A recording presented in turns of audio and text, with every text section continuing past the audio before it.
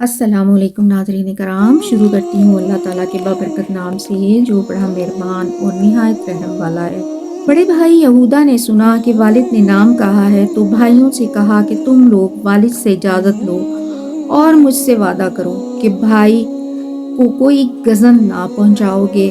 تو وہ لوگ والد کے پاس گئے اور کہا، اے ابا جان، آپ ہمارا اعتبار کریں، ہم میدان میں جا کر کچھ کھیلیں گے اور کھائیں پیئیں گے، ہم یوسف کا اچھی طرح خیال رکھیں گے۔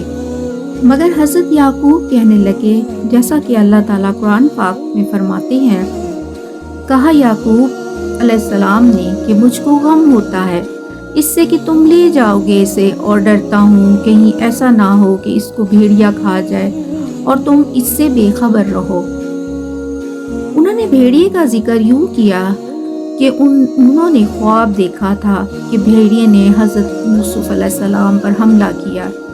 وہ اس خواب سے بہت ڈرتے تھے کیونکہ انبیاء کے خواب سچے ہوتے ہیں، اور ان سب نے بھی بھیڑیے کا ہی بہانہ کرنا تھا، اور وہی خوف حضرت یعقوب علیہ السلام کے دل میں آیا۔